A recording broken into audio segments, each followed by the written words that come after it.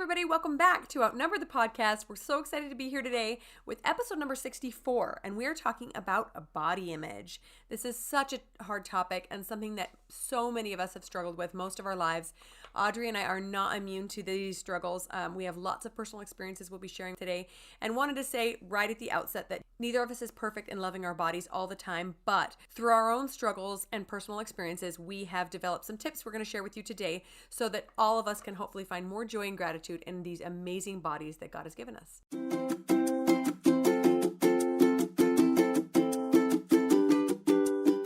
Hello and welcome to Outnumber the Podcast. I'm Bonnie. And I'm Audrey. We're experienced moms to a combined total of 18 children. Our mission is to help overwhelmed parents find peace in parenting and humor in the chaos. Come join us as we attempt uninterrupted conversation about parenting with joy and intention.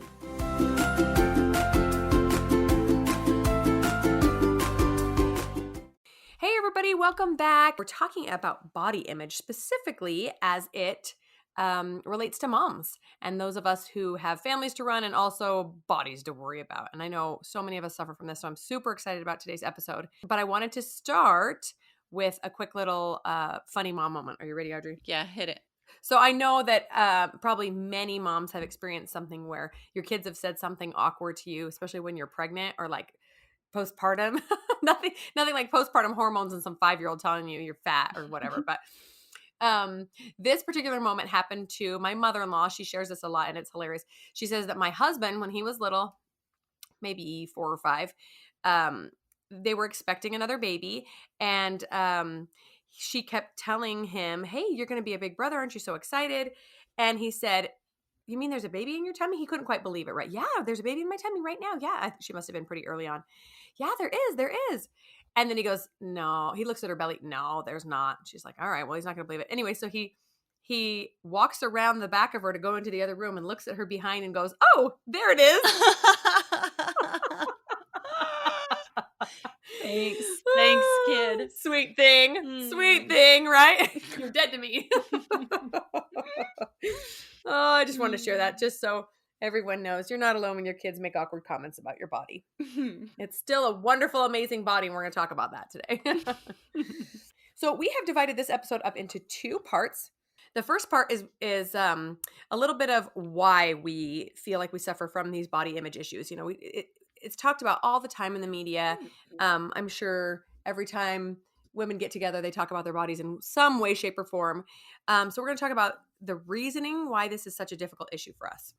And then part 2, we're going to talk about tips for overcoming body image issues. And spoiler alert, most of these are shifts in your mindset. Right. There's so much that we cannot control about how we see our bodies. So we're going to talk about what we can control. Right. So first of all, we're going to talk about the reasons why. So it's not really a big mystery, right? Why we struggle with our bodies, but there's a couple of different reasons. So number 1 is I want to make sure that we all realize it is not our bodies that are the problem when we have these body image issues, right? It's pop culture telling us that our bodies, there's something wrong with our bodies, right?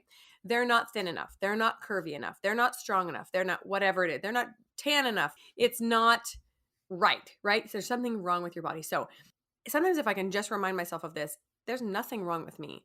What's wrong is that society is telling me that there's something wrong, right? That is so true, because each person's body is different and unique. No 2 people in the world have the same body. So normal is just an average of what everybody else is out there.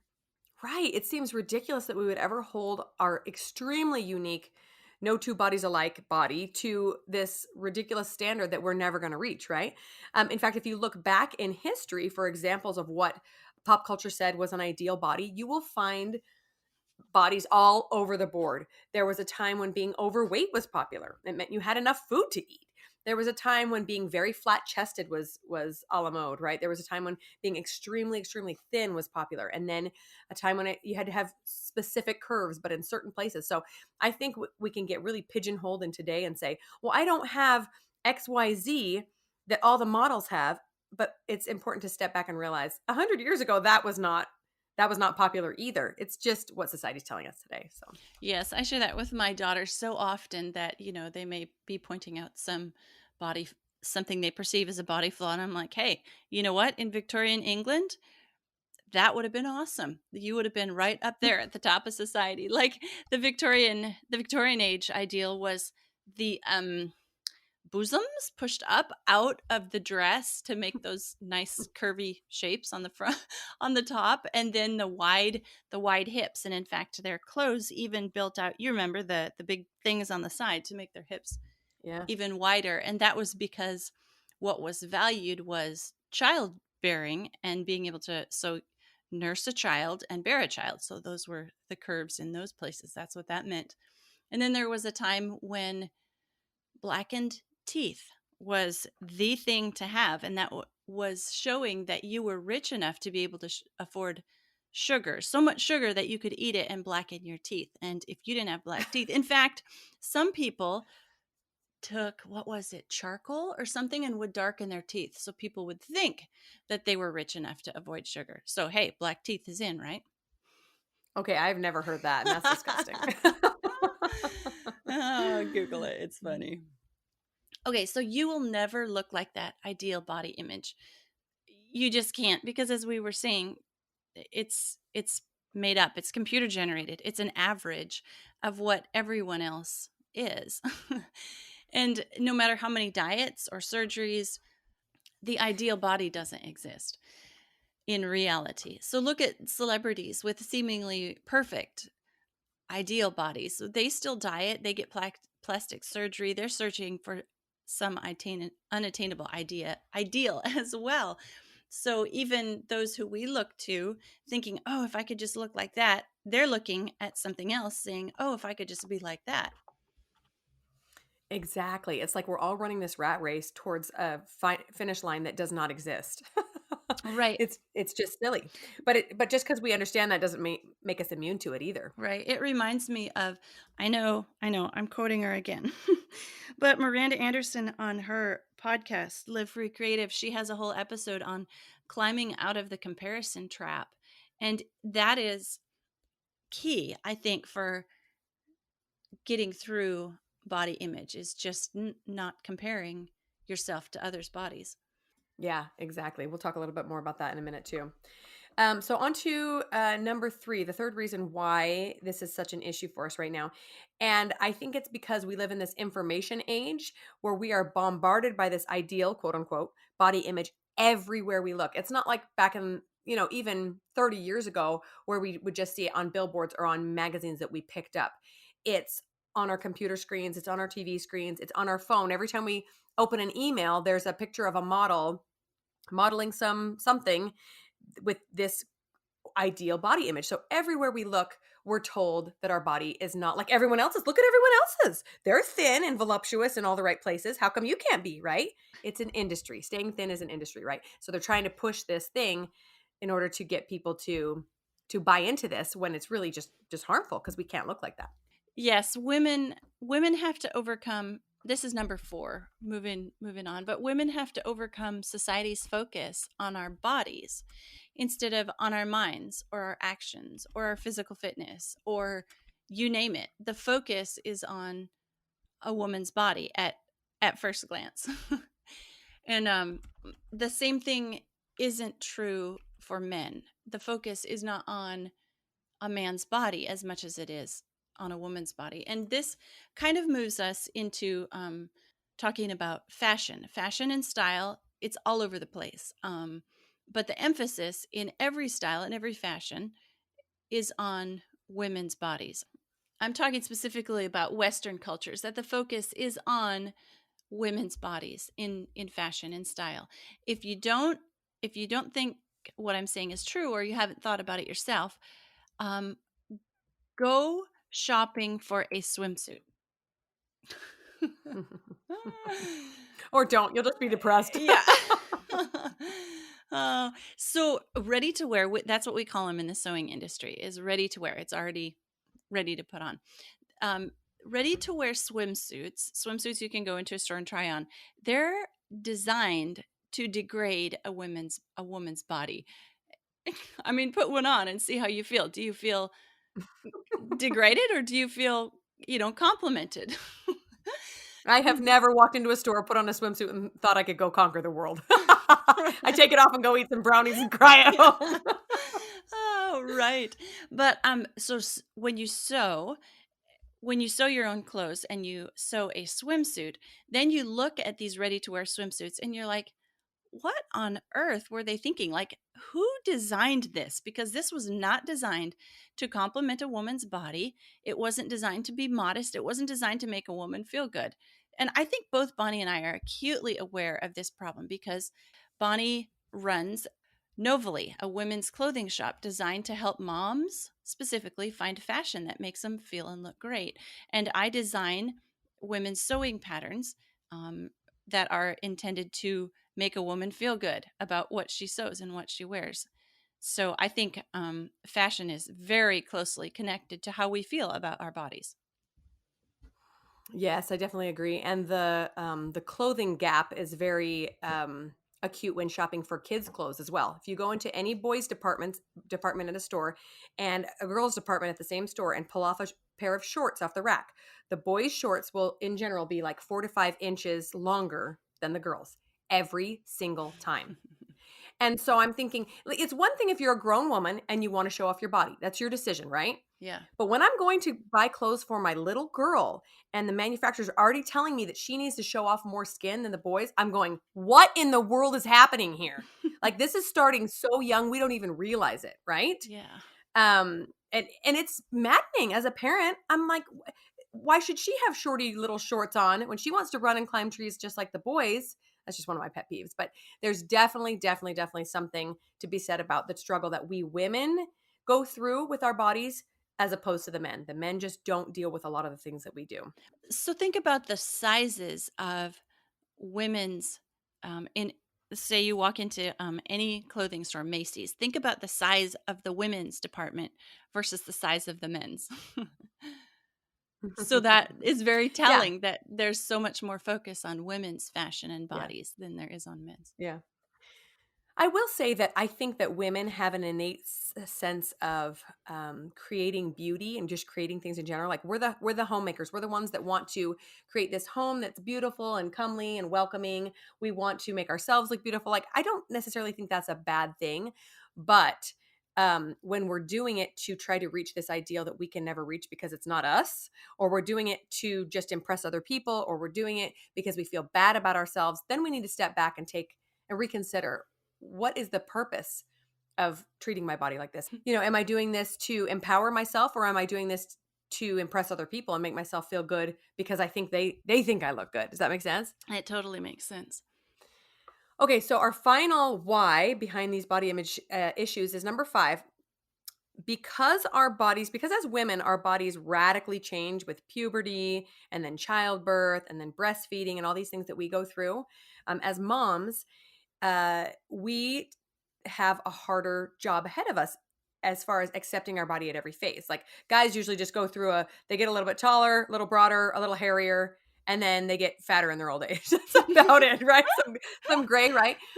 And so I don't think that they have the same struggles as we do with accepting the fact that we have this growing, expanding, changing body that houses a baby and then it pushes out a baby and then it has to recoup from that. And it just goes through a lot.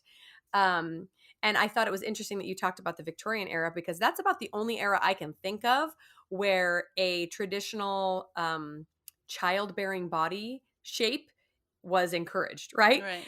And as soon as you gave birth, you probably had to slap that corset right back on and look like you hadn't just created a human life inside of you, right? I'm just trying to make us realize that society has no interest in making us feel comfortable during those childbearing years. They want us to, put our bodies through some horrific things to try to look like we never even had a baby. And what's the point of that? We did. And it's amazing and it's a miracle. Yeah. Um, I just think it's so important for us to embrace that and say, I am not going to abuse my body into looking like something that doesn't exist, as we said, um, because it gave life to another human being. It seems ridiculous when you say it out loud, and yet each one of us does that to ourselves when we go through childbirth. I think many of us. Yeah, yeah. One thing I wanted to say, when I said that ideal body image doesn't exist, is because most of those images that we see on billboards and our phones and all that, many and most of them are photoshopped. So that's what I mean by saying it doesn't exist. Right. I think you would be hard pressed to find a single image anywhere in for profit media. Maybe not just a blog, but like a magazine or a public Instagram account, etc. That has not been altered in some way. Like when I've been working with Photoshop and Lightroom for years. It is extremely easy to just nip a few inches here, squeeze something in there. Extremely easy for even the amateur. So if the professionals are out there doing it, you can bet your britches that there is nothing real on a magazine. Nothing. Yeah. It just doesn't happen. Yeah. Going back to childbirth and bearing a baby, I remember the first time I was pregnant and my body was expanding and growing to hold this baby. I kept asking my husband, do you still find me attractive? Do you still think I'm beautiful? And like just feeling so insecure about my body and the way that others perceived it. And my husband, of course, he was like, yes, this is the most beautiful thing in the world that could ever happen to your body. This is my baby in there.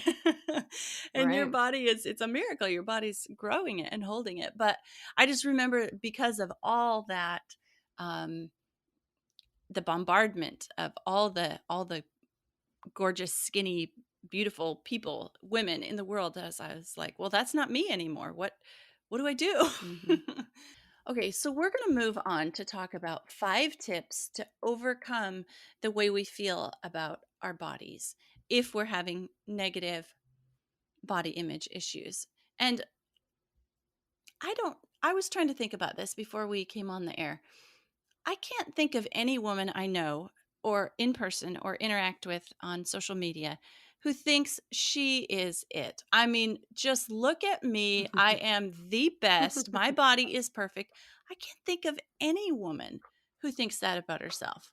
Can you? Right. Right. Nope. Not a single one. Okay, so let's just say that all of us need to overcome body image issues. And so we're going to give you 5 tips. The first tip is to identify your ideal and why you want it. This might require introspection, um, journaling, maybe even speak to a counselor if you currently suffer, or in the past have suffered from extreme issues, self-harm diets, eating disorders, any of that. That is eating disorders, and a lot of those things are a mental thing that has a physical manifestation. And so, talking to a counselor is a very, very helpful thing to do. As a part of this, I would also say identify your triggers and eliminate them. Instagram accounts, magazines, gyms. What can you do to eliminate from your life things that are telling you that your body isn't perfect? So identify what is reality for you and your body, and then eliminate things that make you feel like your ideal is less than it should be.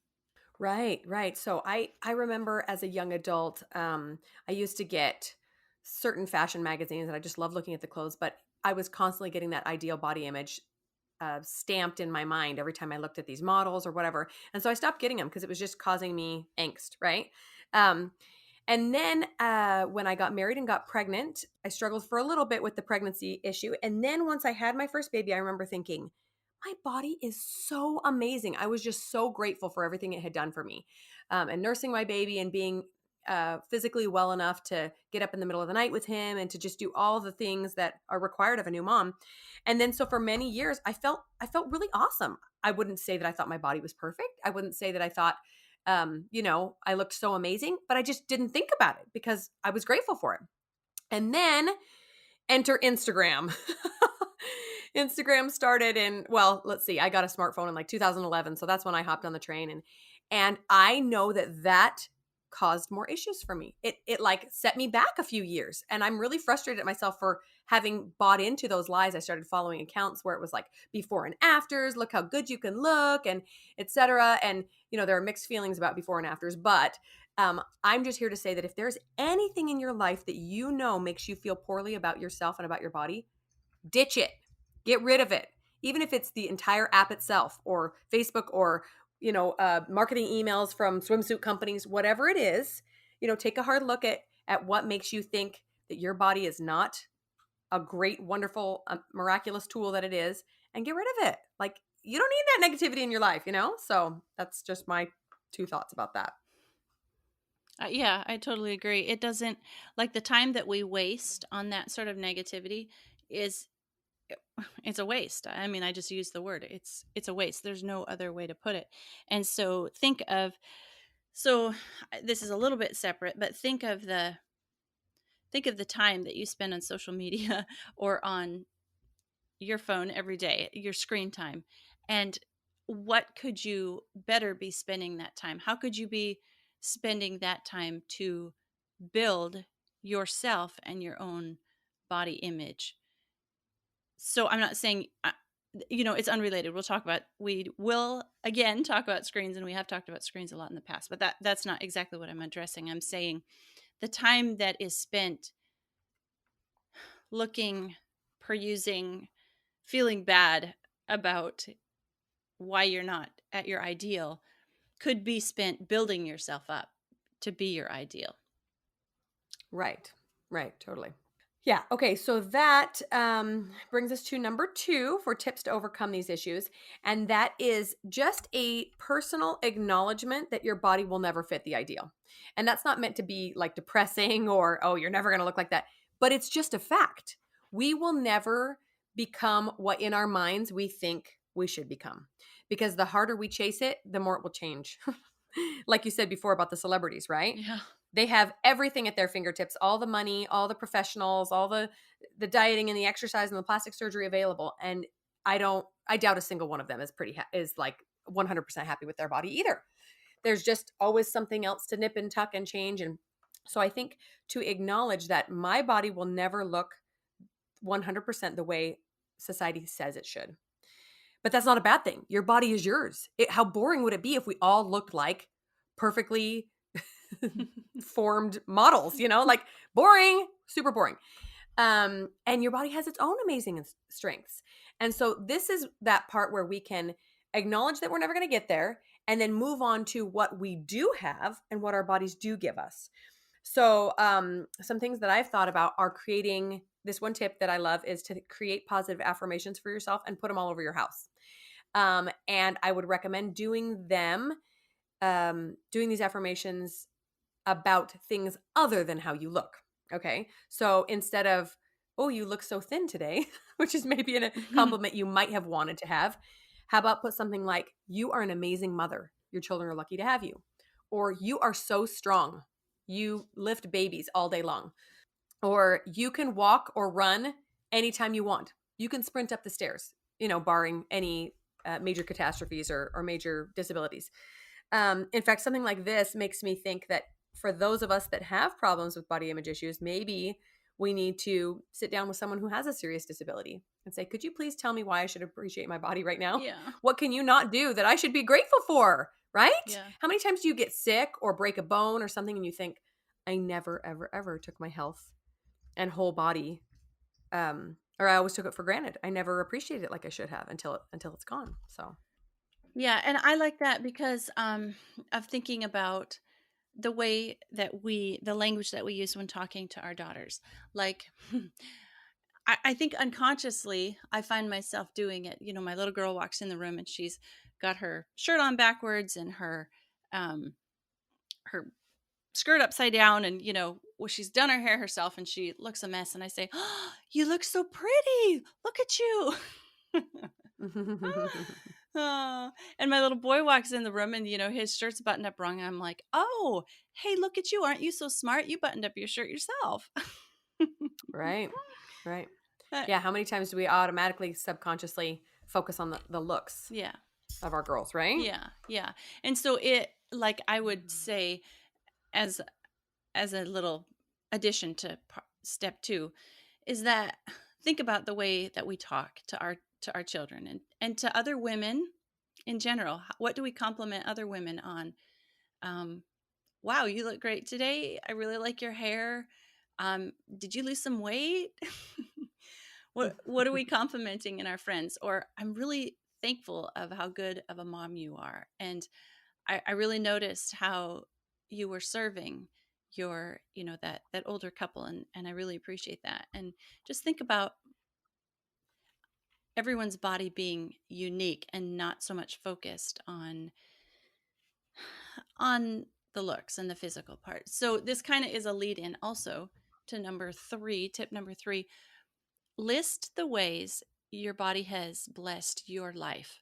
Um, so maybe like a gratitude journal where you write down, I'm thankful that my body was able to bear and raise 9 children, right, Bonnie?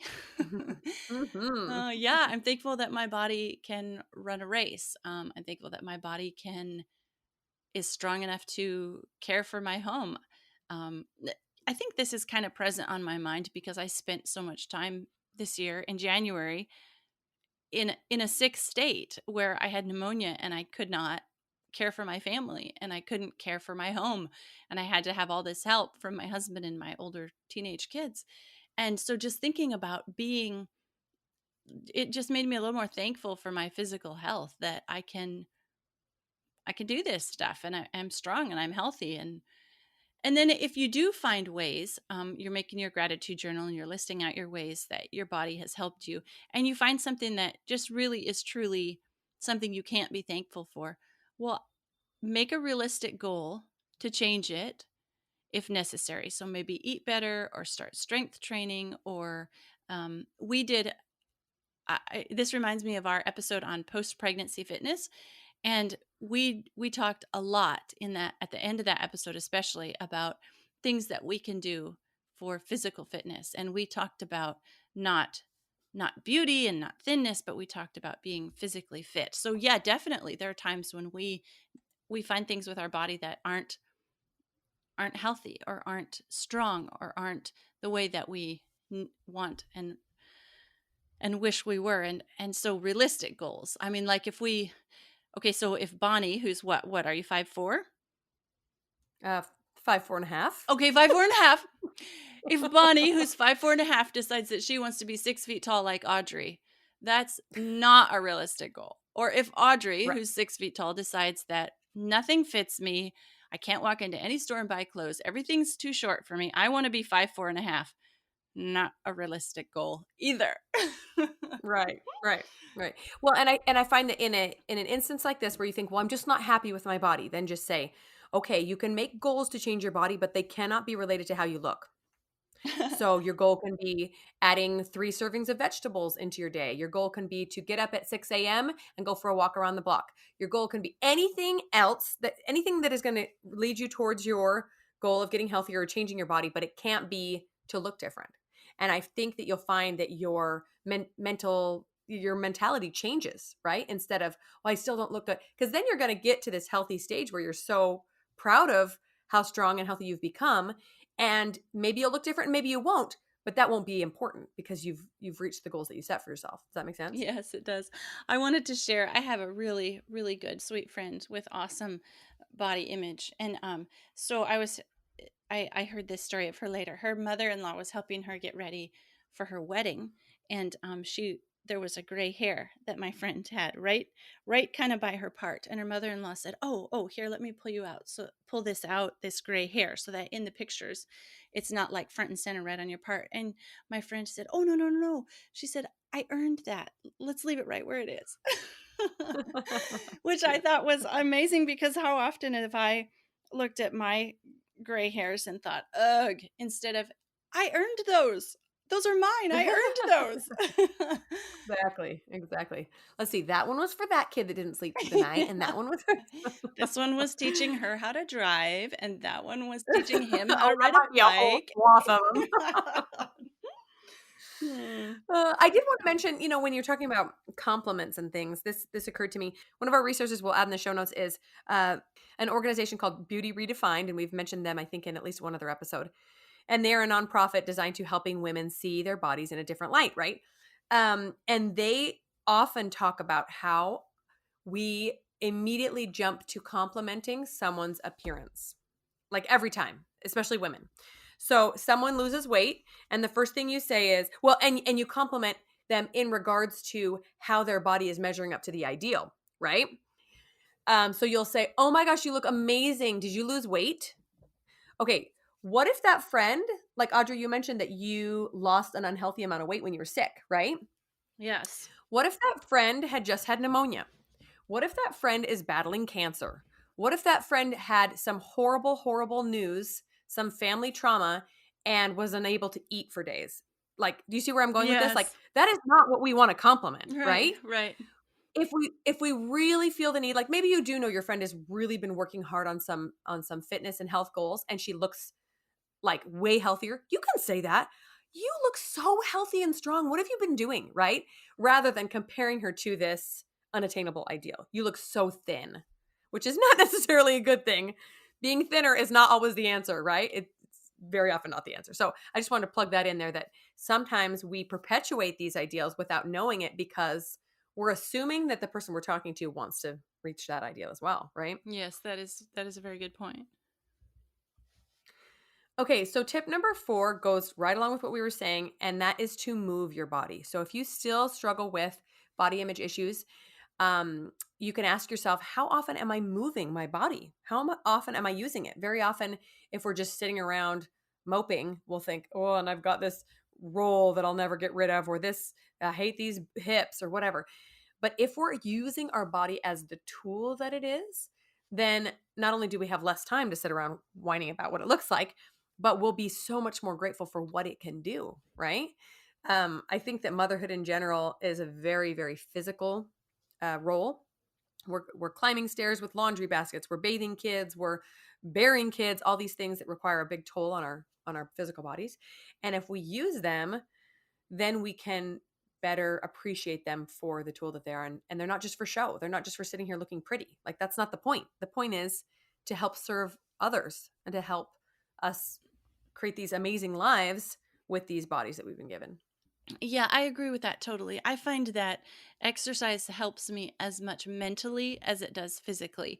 And so just moving and especially exercise outdoors, like getting the fresh air and getting out in nature, that just really like brings my mind back to being grounded and settled where it needs to be. And then like some of these unhealthy thoughts can just be moved right back where they need to be. Hey, that's not, that's not even realistic, that body image. So strong is the new skinny or whatever is a more healthy thought than the one I've been having. Yes. Yes, totally. And tip number 5, I think Bonnie and I could do a whole episode about this one, is create your own fashion. Define your own sense of style. You do not have to be, I'm going to use this word, you do not have to be victim to what someone else has designed and put on a rack that you have to wear. Don't have to do that. There's lots of other options out there. Go shop Novally if you want something that is designed to make your mom bod look and feel great, or learn to sew.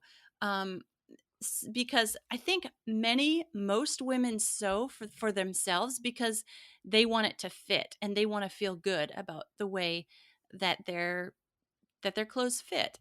And so build a new wardrobe based on your ideas. What complements you, what makes you feel great about your body. Stop squeezing yourself into XYZ that doesn't fit and you don't like the style.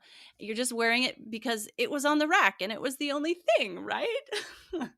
Right. It was where I started this journey was a good place to start is the Wardrobe Architect series from Colette blog.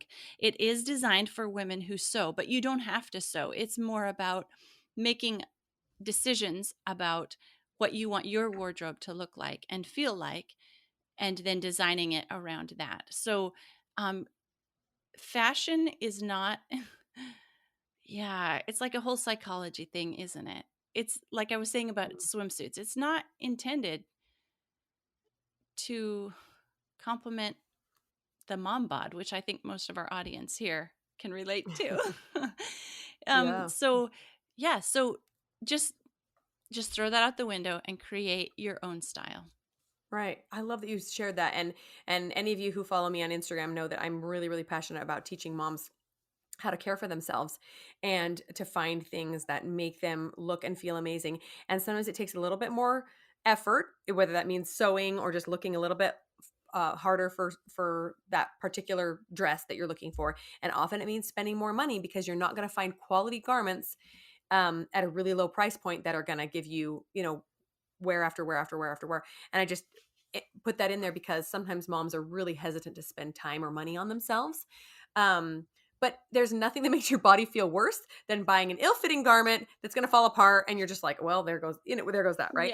Yeah. So anyway, there are great things out there. It just requires a little bit of time and effort, and knowing that your body is worth it to outfit it in something that makes you feel amazing, to, like you said, create your own sense of style. You can even start, let's say you're not much of a sewer, but you can do alterations. You can start with thrift stores, right? You can go to thrift stores and oftentimes find slightly older styles that maybe flatter your body a little bit more than the uber skinny jeans that are out there now or whatever. So many options for dressing your body in this amazing way that makes you feel so, so good about it. So I just have a couple of final thoughts. Number one, it's important for us to continue to fight that trap of comparison, like you already mentioned, Audrey. When we look at others when we compare ourselves to others, it's almost like we're looking at other women as competitors. Does that make It sense? totally makes sense. This is not a competition. Motherhood is not a competition. Life is not a competition. It's not about who can be thinnest with the most kids and looking like she can pull. You know what I mean? Like we hold ourselves up to these ideals that nobody else cares. Well, that everyone cares about for themselves, but nobody else is putting you up to those standards, right? Why are we so hard on ourselves, and why do we look at our friends and strangers with this sense of, oh, I would kill for those thighs, or whatever we're thinking? When we look at others with love and compassion, then there's no competition, there's no comparison, right? I don't do that with my sisters. I don't look at them and go, oh, I just wish I had your whatever. No, I just love them for everything that they are, both their bodies and their minds and their spirits and their hilarious personalities and this complete package. I don't dissect them into a sum of parts like sometimes we do with strangers, right?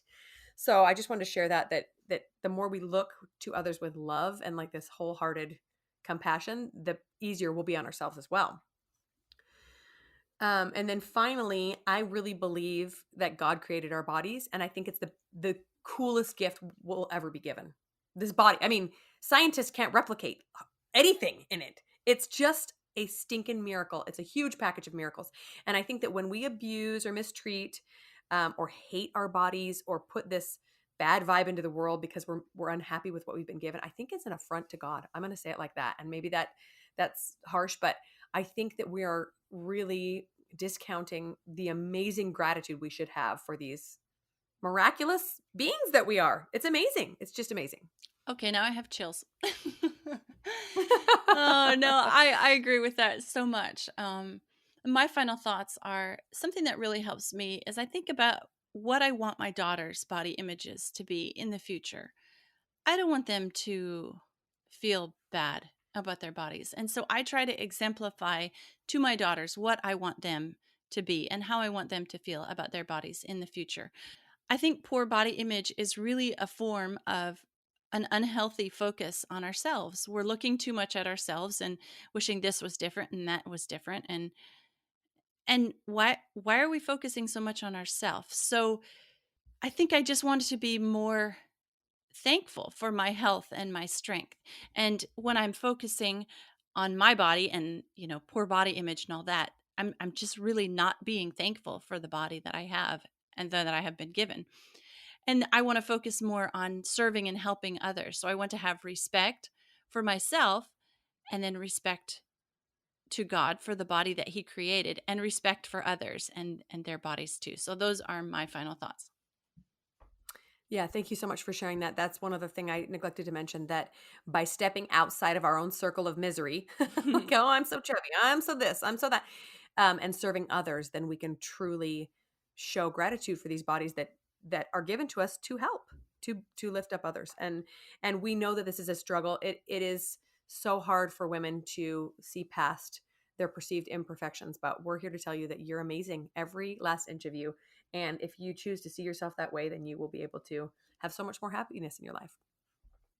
Thanks so much for tuning in. Did you know you can help the podcast in several ways? First up, we're on Patreon, and there are 3 different levels to support us there. Just head to patreon.com/outnumbered. Next up, if you enjoyed this episode, please leave us a written review on iTunes. It helps other parents find the podcast and receive the help you're enjoying. And finally, you can follow us on Instagram at Outnumbered the Podcast. We're always having fun over there, too.